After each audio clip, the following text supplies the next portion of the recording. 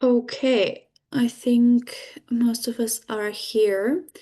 Um, my name is Katharina Schlinger, and I'm an officer at the ICLEI World Secretariat. I'm part of the global events team. And normally, for those who join our monthly calls, you'll know that Yunus normally leads these calls. He's slightly delayed, so I will just get us started and yeah, then he'll join in a few minutes, I hope. Perla Martinez, I see you have your hand raised. Is there anything you want to say? Maybe just you can use the chat for now. Okay, I'll just get started. So yeah, welcome to the monthly LGMA webinars. We have these once a month, normally on the third Wednesday of every month, and these take place then two times, so once in the morning and once in the afternoon to accommodate the different time zones. So we already had one this morning, and we had different yeah, colleagues joining us. Ariel, our head of global communications, she'll also join us later and present her part. But we also had Amelia Dierman from GCOM. So yeah, we had a nice exchange this morning. I'll just quickly explain LGMA for those of you who are here for the first time, and um, yeah, and the agenda. So let's see. So what is LGMA? So it stands for Local Governments and Municipal Authorities. So it's one of the constituencies to the UNFCCC. We have a few different, yeah, I guess tasks. So of course, mobilizing the local and regional leaders to attend the COPs and other UNFCCC sessions. So really putting that on the agenda. Oh, Eunice, hello. Do you want to jump in? We Go just ahead. started. Go ahead. No, I think you're the expert here. People are. No, it's okay. No, please go ahead. Apologies for my late arrival. So, Kata, and thanks a lot for taking us, and congratulations all the colleagues joining us. We have a packed agenda, as you have heard from Kata. So we will continue on the sense that yes, we will cut the short some of the basics. I know many of our colleagues are familiar with most of those topics. So, Kata, if you can go to the next slide. You are all aware of these bulletins, and then we encourage you, if you haven't done it, subscribe yet. Kata, let's go. This month we have a very busy agenda, and in checking all the subscribers of this call, I think all of us are familiar with us. So I immediately recommend that we go to the presidency, the visuals, the slide where we have the transition between the two presidencies, because that is one of the most important things that is now fresh in our presentation. Kata, are you able to go to that slide? The one, yeah, go. So let's continue. Next. Yes, stop. Let's come back. Just come back. So you're all aware we are tracking every month what's going on, and that's the purpose of this webinars. Can you go back to the previous page where it shows the presidencies? I see now the calendar, but I want to see the one that is Brazil. Yes, this one. Okay, yeah. Perfect. So so a couple of things are moving, and in fact, we just have 3 weeks between these two webinars, but a lot of things have happened. First of all, some updates. You see the logo of the COP30 presidency has changed. It says COP30 Brazil, Amazonia, and Belém. I think this reflects the climate federalism of Brazil. That's really something that we have to acknowledge and congratulate. There are additional announcements. There is a second letter. We will touch upon this, but 30 envoys are announced, and we will touch upon this in our call today. And the Youth Climate Champion is also announced. So let's go to the next slide. So the calendar we are tracking is this is the logic. We have global events, the UNFCCC and UN events, and LGMA events. So if we go to the next slide, what has happened in the last 3 weeks? First of all, we had the Australian elections concluded. The good news, the government who was positive for an ambitious climate agenda has received the mandate from their citizens that they will continue to lead Australia. And this means that Australia is still a strong candidate for COP31. This will be finally agreed very likely in Belém in November this year. If there's something surprise coming up, it can also be announced earlier in Bonn, but by the latest in Belém. This is also good because in the global north together, Canada and other countries, it's good to have this kind of ambitious governments in taking charge in the time when we need the solidarity most. We had the Copenhagen Climate Ministerial. We will touch upon it because we have, for the first time ever, a dedicated agenda for multi-level action, thanks to the CHAMP Roundtable. One important thing we will touch today is the UN Secretary General's work, because we are aware in Petersburg dialogue, you remember we had the discussions about the governance, and now there's already a governance in the UN space, which is very directly related to the UNFCCC and our work in the UN. Then in the second letter that we received during this month, very nice recognition of local to global. That is really a vision that is giving us the sense that multi-level action is fly around, and self-determined contributions. That's a new terminology that Brazil is using, which is really very much speaking to our hearts. Today and this week, actually Panama Climate Week is happening. We will have a slide on that, and we will come back to this. From LGMA side, we are very happy. Our colleagues in Brazil have convened their second national coordination group. I see a couple of them here. We could check whether they would like to contribute and update them. We have one slide for them. We will touch upon this governance and position paper in our slides as well. So let's kick off, Kata, the next slide. So the presidency has announced 30 envoys, 10 regional, which is continent-wise, and 20 thematic or sectoral. Among those, 3 of them are related to the cities and regions or multi-level or LGMA constituency. Philip Young is an urbanist, so that's good because we are pushing an urban agenda in this COP30 as a strong focus. Marcelo Brito is a political leader from Amazonian states and subnational governments. That is again giving the sense that multi-level action will be highly discussed, building on the climate federalism. And Jurema Werneck, she is particularly the voice of urban poor or urban disadvantaged communities, which is exactly the agendas we will discuss. So congratulations for their selection or election, and we will be happy to connect to them. And I will look at our colleagues from Brazil. Maybe they are familiar with them in their work. Next slide. This CHAMP Roundtable in Copenhagen Climate Dialogue was a remarkable achievement. This is a unique opportunity. We have been pushing the multi-level action. It was discussed in the previous years, especially in Petersburg, in Berlin this year, but it was not an agenda in Copenhagen before. That demonstrates how much we are making progress. The importance is that it's around 30 plus ministers, and even those who have not been endorsing CHAMP, they have intervened in this discussion. It's a Chatham House rule discussion, but exactly this the discussion that is giving them the opportunity that when they go back home, they will mandate their negotiators and the other ministers so that they can act on multi-level NDCs, these commitments. We are very proud GCOM hosting this process, this event, of course, with the support from Brazil government and Denmark as the host. LGMA was strongly represented with Lusaka Mayor and ICLEI Secretary General, and among others. This website, a screenshot is from the GCOM website, and you will also find this in the CHAMP section of the LGMA, which is the repository for CHAMP-related activities.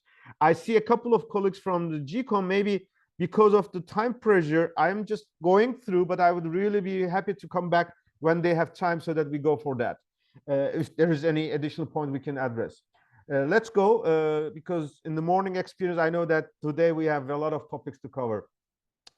This is a screenshot. As you can see at the top, it says strictly confidential, but it is available since 10 days on LinkedIn, on X, on Facebook, on Instagram. So it's not anymore secret anymore. It is presented as a 6-page document, which is presented to the UN Secretary General, who is leading the UN 80 initiative, which is a follow-up from the Summit of the Future, and being aware that the UN has already kicked off this reform process, but obviously with the US government, which is providing 30% of the UN budget, announcing that they will cut significantly. Some figures say that they are going to cut 90% of their contribution to UN. which you can imagine that it will be a complete rehaul of the whole UN process.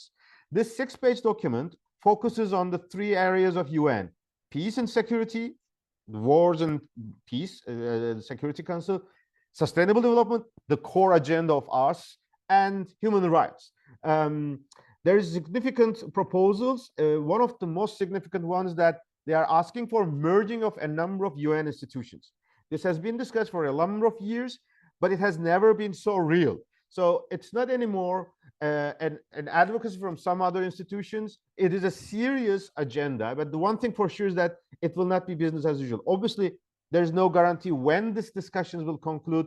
How will this be managed? In which time frame? We don't know that, or how much of these ideas will really find its solutions, because this has to be approved by the UN General Assembly, Security Council, what else? But this merging of the institutions is an important agenda. The second important, another merger, which is explicitly referred to as the UNFCCC and UN Environment Program. That is very interesting because UNFCCC is in fact not a body, it's a secretariat of a negotiation. It's a multilateral environmental agreement. But we all know the impact of UNFCCC is beyond any UN agency. It's as powerful as one of the other UN programs. The decisions, the stakeholders, they are every year managing engagement of more than 4,000 accredited NGOs in these COPs. Imagine, this has never been such a huge figure in any of the other UN processes. And of course, the ministers of finance, trade, agriculture are all involved in the UNFCCC. It is something unique. Obviously, there are other multilateral environmental agreements like biodiversity, desertification, or others. So when they speak about UNFCCC, UNEP, it has to be discussed. These others also have their COP. But here in this text, it says, particularly the UNFCCC COPs, that it should not be discontinued in its current form. And that's, of course, consistent with what we discussed a month ago in Petersburg dialogues. We started to have the first time ever redesign of the UNFCCC governance, making it fit for Paris Agreement. And this is exactly part of our LGMA agenda. So these are the things that we have to take into account. Another important parameter, UNFCCC, UN Habitat together better. These are the 2 headquarters outside the global north. They are hosted in Nairobi.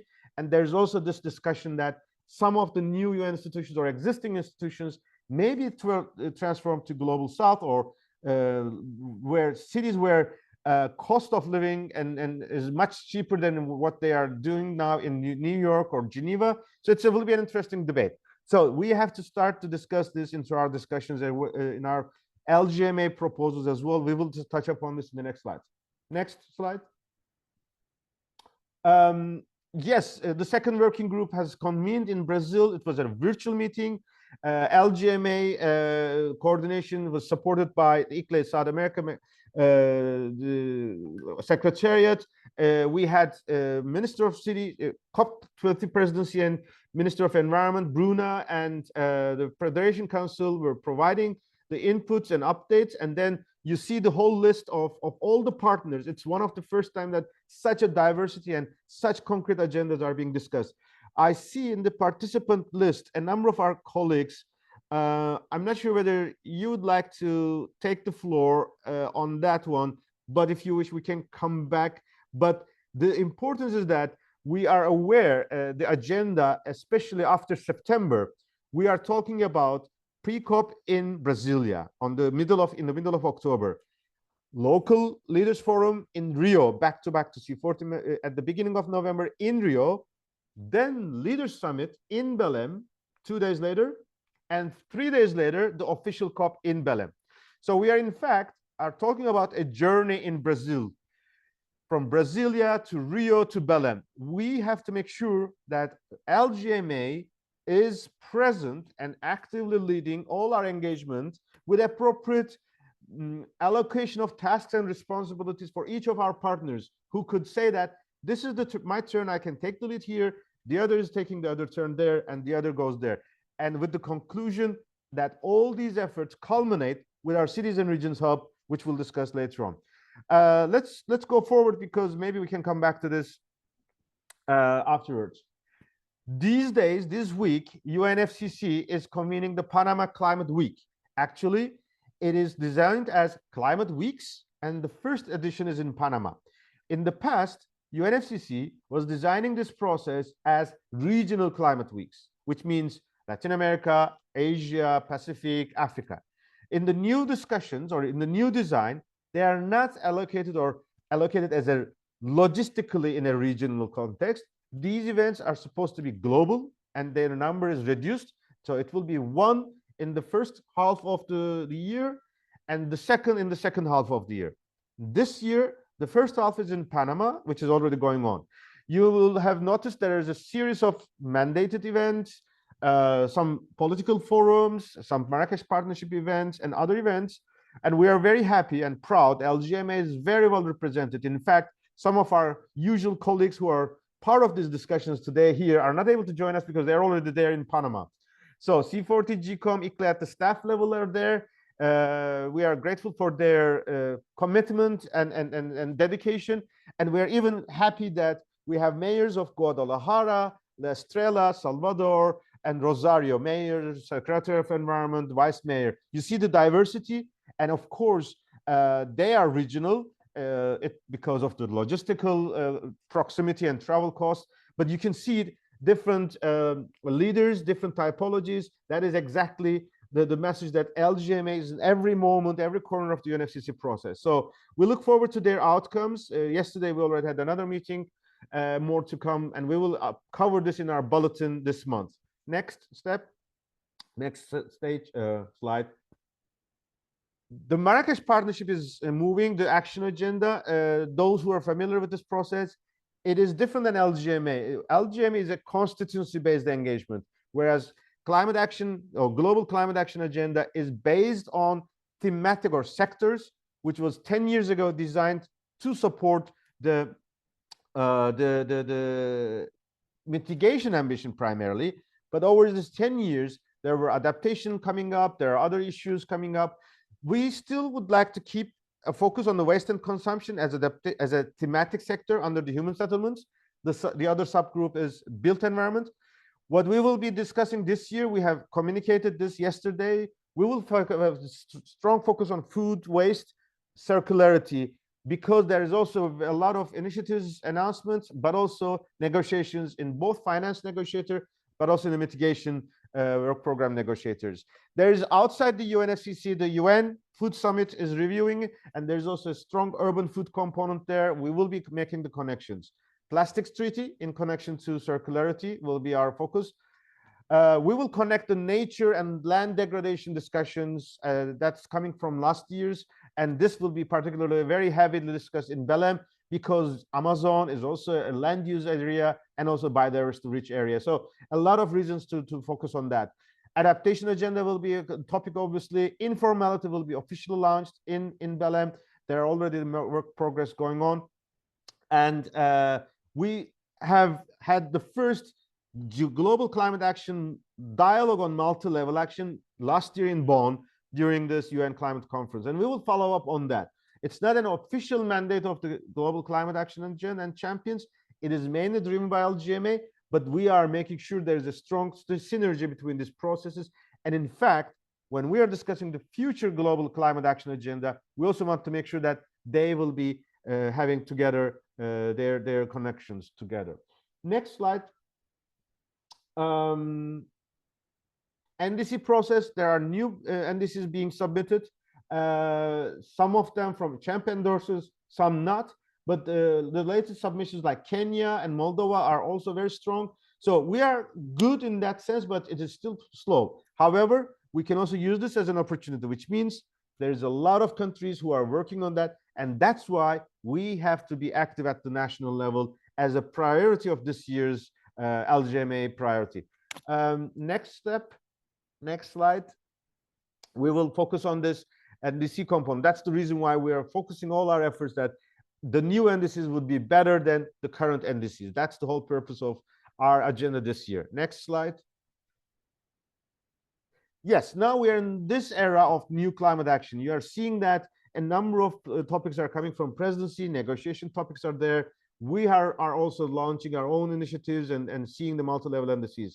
Here, from the community level up to the national and UNFCCC is the new era that we have to redesign ourselves. And this starts with our efforts at the town halls, up to champ and then national level and goes to the LGMA. And here I'm delighted that my colleague Ariel has just joined us so that she will take us through the town hall COP process that is really exciting and moving forward. Ariel, the floor is yours. Great. Just right on time. Sorry to be late and wonderful to be with you, everyone. Yes, so just some updates on the Town Hall COPs as we continue to speak with you about it. Again, the Town Hall COPs being our bottom-up initiative to really connect what's happening at the local level all the way up to national and global. Yeah, so we launched in April. This is, of course, building off of the work that came out of going back in more recent memory to the Talanoa Dialogues in 2017, and then the local stock takes going in, leading up to Dubai. Now the Town Hall COPs, which are in really following three principles of being community-led events that are nationally relevant and transformation-oriented. So you can go to the next slide here. Since our launch in April on Earth Day, we've had I think at last count, at least for last week, was over 40 registrations, really growing every day. Some of the initial scheduled town hall COPs happening already now in May and also in June. We had our first one in Sydney, Izmir and Mughla have already happened in Turkey, and Pohang in South Korea. Riverside is actually tomorrow. I didn't have the correct date. It's tomorrow in California, my home state in the US. So really excited to see just a really great I think not only the numbers of people clearly being ready for this initiative and ready to jump on board with it, but also the regional diversity, the size of the local and regional governments, and even the types of organizations that are raising their hand to host these. Just a really great diversity. We've also had a lot of interest from youth organizations to host town hall COPs, which was, of course, also something that connected to our local stock take model as well. So really just excited to see how these are being embraced and rolled out in advance of COP30. One thing that we are focusing on in the coming weeks and we'll be bringing out to you is the opportunity for LGMA members to be a part formally of town hall COPs of the process. So whether that's actually supporting local and regional governments in your networks, or if you're a part of a national association, we've also seen that model to be a kind of more deep dive supporting partner, or if you certainly just support the initiative but don't maybe have the technical capacity to be a more on the ground support than kind of a dissemination partner level. But we do want to make that sort of formalized process that you can be recognized for your contributions, and that we can get you the information that you need to be able to engage in that way. So look for more information on that. We're planning on rolling things out in the coming weeks. The other thing that I said this morning at our first call is that we're really, this is a great learning experience for all of us. And we're really approaching that from this spirit of, how do we best position this initiative to respond to things like the Muchurao, initiative from the presidency? How do we really make it relevant for national governments? How do we really make it relevant for the UNFCCC, for all of these different stakeholders? And, we're not kind of married to a certain way that we are thinking about this. We're really wanting to create an initiative that is as effective at all of those levels as possible. And I think it's just an exciting thing for the LGMA to be involved with, and really invite your participation in this at whatever level is possible for you. So yeah, more coming from us here, and you can see the everything's on the ICLEI website at Town Hall COP. We also have some information on the LGMA website as well. So I'll turn things back over to you then, Eunice. Thank you, Ariel. Indeed, you will see how we are embedding this into our roadmap as well. So it's really good to see all these, the champ and town hall COPs and all the processes which are evolving together. Let's go to the next slide. in the morning session, we had also joined with our colleagues from GCOM, C40, under 2 regions for CMR, Committee of the Regions, who were part of this process. I see Heloise from Regions 4 also in this call. I'm not sure whether, Heloise, whether you feel comfortable to take us through. If you wish, I can make an overall introduction, or whether would you like to come back on our progress in terms of our position paper. Yunus, and I can add. Okay, let me proceed, and indeed it would be very nice when you come back. Good. Let's remember a month ago when we had our presentation, our webinar, we discussed that we had the initial ideas. So we have used this as input to the zero draft, and the working group colleagues, as mentioned here, had worked on it. There had been some updates, especially we aligned ourselves to the second letter of the COP30 presidency so that we are responding and we are making sure that we are following the tide going forward. And we have also shared this with the LGMA in a special call internally. It was open for LGMA members only, just to remind ourselves, these calls are open for any participants who have access to internet.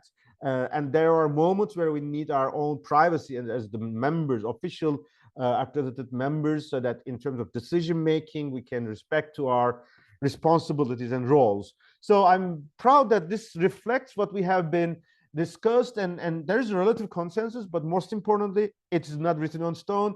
It is a living document, especially it's growing day by day and in process by process or event by event. First of all, we said that the original proposal was rallying for an urban COP30 and beyond. We have received some feedbacks, especially for our regional governments. They were feeling a bit, this is narrowing down too much. We were acknowledging, because unfortunately in this space, there's never a one single word that makes everyone happy. We are almost finding this challenges of what is the exact word that defines us. But it's a work in progress. One of our advantages that we have seen from the presidency, local to global, has been referred in a number of times in the second paper, and therefore we just said that, okay, let's use this for our purpose. So our title is Rallying for Local to Global COP30 and Beyond. It is focused on 3 main headlines. These headlines did not change too much, but there were some tunings. The main changes came up with this paragraph which describes this, and action agenda which is following that. The logic is that as we move forward for each of these let's say work streams, we will develop our additional annexes, and it will provide more information, more explanation of what we mean. But this is more like headlines, especially for those, if you're in a 30 seconds elevator talk, what is LGMA asking from or Belém, or what are you bringing to Belém? You can easily speak this in one couple of sentences. Then if you are more in an executive summary level, here's one by one each of this. What do we mean? Next slide. So before Belém, in Belém, and then beyond Belém. Before Belém, mobilization at the national level, making sure multi-level NDCs come to Belém, all parties have this, and making sure that we are contributing in that. Making sure that we have our own channels. Town hall COPs is one channel, subnational transition plans are being discussed, that we can all make sure that we elevate our homework, we elevate our work, but we make sure that we are related to the national process and make sure that these national processes are hearing us, are engaging us. That is the first priority. Second, in Belém, there are a number of negotiations. This will be the commitments coming from Dubai and Baku, transitioning from fossil fuels, adaptation, loss and damage. We will make sure that these thematic discussions are fed with our inputs. We will also use the processes in between, but we will make sure that in these discussions, our concrete asks are formulated, and this is probably one of the sections where it will have more detailed explanation. And you will see the next step in that sense as well. We will also make sure that we bring new ideas to the discussion, and we will trust, especially on the climate finance, because everybody is concerned the commitments from Baku are not fulfilled, and that we have to make sure that it is there. The third, beyond Belém, you have noticed the proposals are on the table. We will make sure we are engaged in the discussions inside the UNFCCC and outside the UNFCCC in the UN fora. The logic is that multi-level action and urbanization should find their homes in the climate regime, and they should benefit from other processes as appropriate. This is essential because we have to have now, in the era where we are going through this 1.5 degree overshoot era, and that we have to rescue SDGs, we really have to make sure that we are integrated, holistic, and ambitious, and that this is a response, collective response, in a world which is much more fragmented than ever. Let's go. When we come to the specific of it, for example, before Belém, we would like to make sure the national processes, you will hear more practices from champ countries, but also the outside countries. We also would like to make sure this national climate and urban ministerials, just like we had in the COPs, to take place before Belém.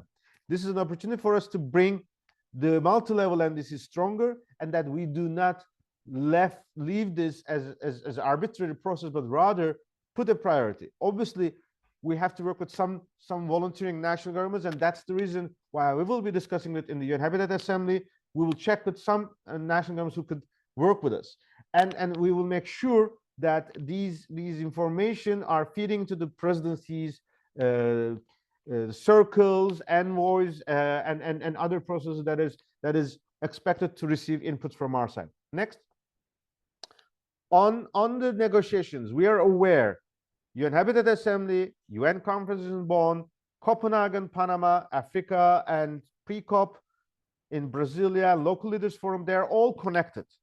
The decisions in Belém will not come from the sky. It will be a result of all what we have been discussing here. So we have to make sure they all come to a conclusion, and the Cities and Regions Hub is the place where we discuss strategically how we can make sure the final discussions are feeding into its road, find it their way. The new topics on food, waste, informality, these are the topics that really speaks dear to our hearts, and inside action agenda, inside the negotiations, there are rooms for it. Therefore, we have to be very specific now how we define how local and regional governments can support this process. Next. And in Belém, beyond Belém, exactly this, inside UNFCCC, whether we can create a working group, how we can make sure the institutionalization of our existing processes, and regardless of what's going on, how can we make sure that climate, land, and nature, how can we, when we address this, how can we make sure that we can respond to a new world, which is a 1.5 degree overshoot world, and how we can make sure that the SDGs are rescued, because that's also the concern that from a lot of communities, that we are not on track for SDGs as well. So how can we make sure climate action is connected to these processes? Next. Let's go to the next slide. Yes. Eloise, maybe I finish with this because we also now have the discussions on working groups, and there maybe you can come back, especially because you're leading the adaptation working group. Yeah, sure. The logic is that this is also what we have been discussing. We already have existing processes, but obviously we cannot continue business as usual because we are much more incorporated in the process. The discussion we're having is, first of all, creating our steering committee, which includes a drafting position group, which is the one that you have seen, that will be a subset of the steering committee. We would like to have an advisory board, which is the principal level of our organizations. These are the ones who are, of course, covering the engagement of global networks or national networks in multiple fora. We, as experts of the climate space or sustainability agendas, we can have their inputs through these advisory board meetings that they can make regularly, and they can bring in the guidance to us. And similarly, our leaders, ambassadors that we call, the mayors, the governors, councillors, we can brief them more regularly during the year, so that by the time we reach to the end of the year, they are much more prepared and they can much more provide substantial contributions. And of course, also take these discussions back home, which is also the national and regional groups that we have seen from Brazil. We will make sure that thematic groups are also discusses what we will be doing in the action agenda. As we have discussed, there is a certain disconnect, and in the new era of climate action, we have to improve this. We can introduce new communication channels as well. These are what we will be evolving in time. Some of those ideas may come out early, and this will be advancing. For example, tomorrow you will hear there will be a multi-level action and champion working group starting. We had already adaptation working groups making submissions, like finance group. And in that sense, maybe I give now the floor to Eloise, so that you can take us through, and later on Ariel will take us through the communications working group. Eloise, the floor is yours. Great, thank you, Yunus. So Eloise here from Regions 4. Yeah, no, first of all, to thank Ikli for leading that process on the messages. So like Yunus said, we tried to do top line messages, but we know that for the negotiations, especially coming in with Bonn, we need to be more specific, and this is where the working groups are there. So for instance, on the working group for adaptation, we're working on a 2-pager with predetermined text for the negotiations on adaptation, with a strong focus, for example, on indicators. As you know, for the Global Goal on Adaptation, there is the UAE BLM work program that's looking at 100 indicators to measure adaptation. And so the role of the working group would be to make submissions, but also add Bonn to input in the UEA BLM work program and share with you a 2-pager with specific messages around adaptation. So I think it's just to reinstate that, yes, the working groups are there to support specific messaging for BLM. And we will be sharing with you detailed messaging for Bonn. Excellent, Eloise, and thanks for both your engagement in the drafting, but also in the working group on adaptation. Indeed, we will follow up. Actually, today, the Just Transition Work Program is also focusing on resilience, and our colleague Pilar Bueno from Rosario, who is a negotiator of the adaptation process, is there. She was a negotiator for Argentinian government, and I think she, as the city of Rosario, she was also helping us. We have to also bring her on board. She is fully on the Bonn sessions here in Bonn. And one of the new updates, actually, we are just informed that one of our colleagues, Eva Jackson from ICLEI Canada, has been also be invited to be taking part of this expert group on indicators. So there's a lot of new information coming and new colleagues joining us that will make our adaptation group even more stronger. Ariel, are you there? Can you take us through the comms working group?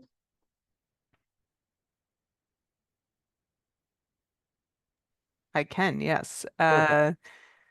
So if you can go to, I think it's the last slide of the presentation. So just to say that the comms working group is has not met yet for this year, but we are having our kickoff meeting starting the first week of June.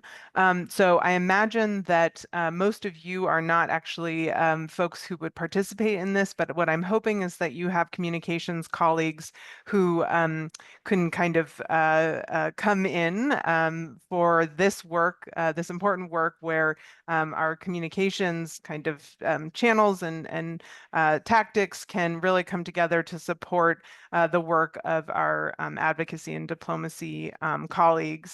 So all of you who are working directly within the negotiation space to make your work both kind of create an ecosystem where there's pressure on national governments to actually follow through on the demands that we're asking for, but also really operationalize in some ways, help think through how we, take these the work that is coming out of the position and operationalize it to really empower members, whether it's elected local and regional government officials who are going to be traveling or speaking with party members to really get the entire constituency owning this position. And I think that's something we started to do last year, thinking through the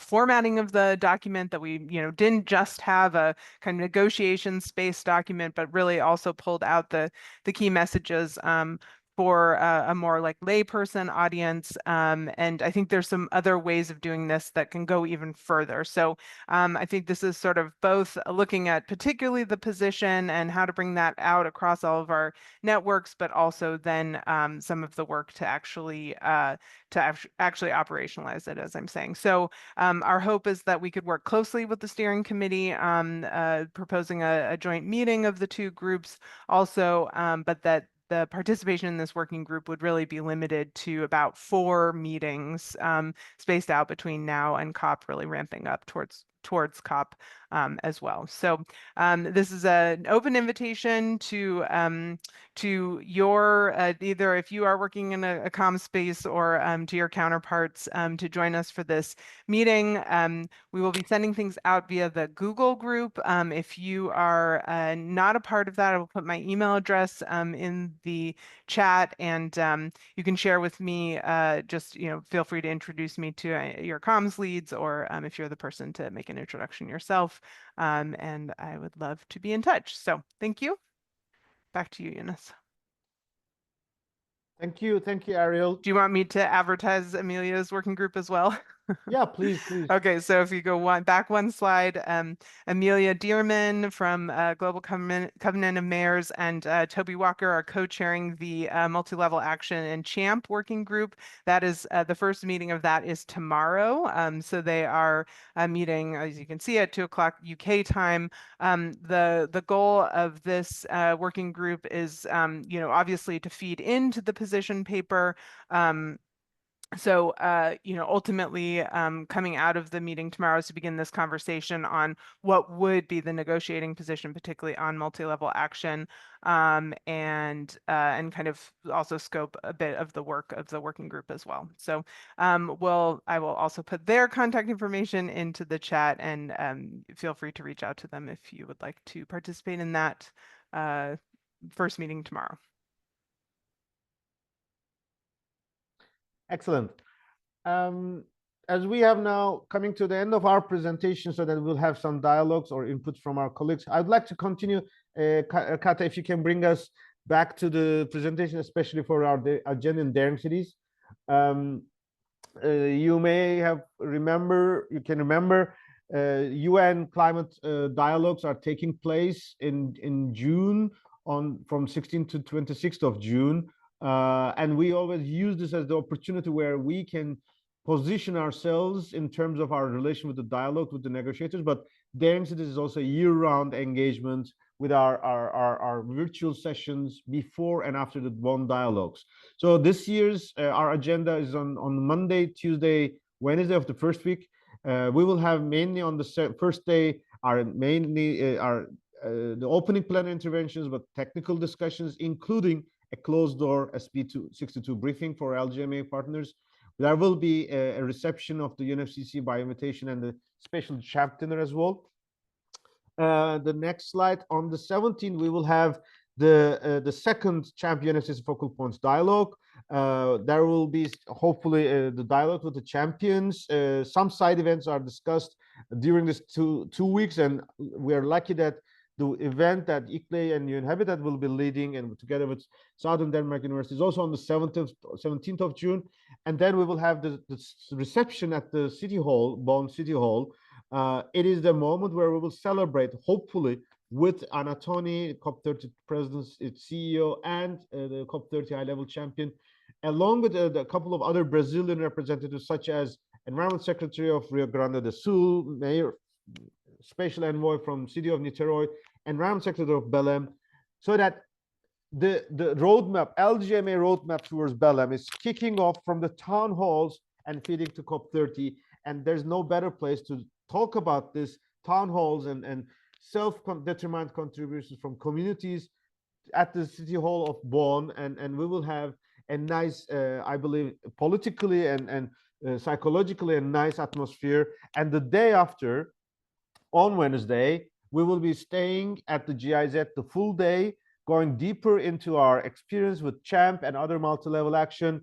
We will focus our discussions on the IPCC work, the financing, the data-driven decision-making, and business communities engagement, especially on energy efficiency, with a number of diverse partners as part of our agenda of the Daring Cities in Bonn at the GIZ auditorium.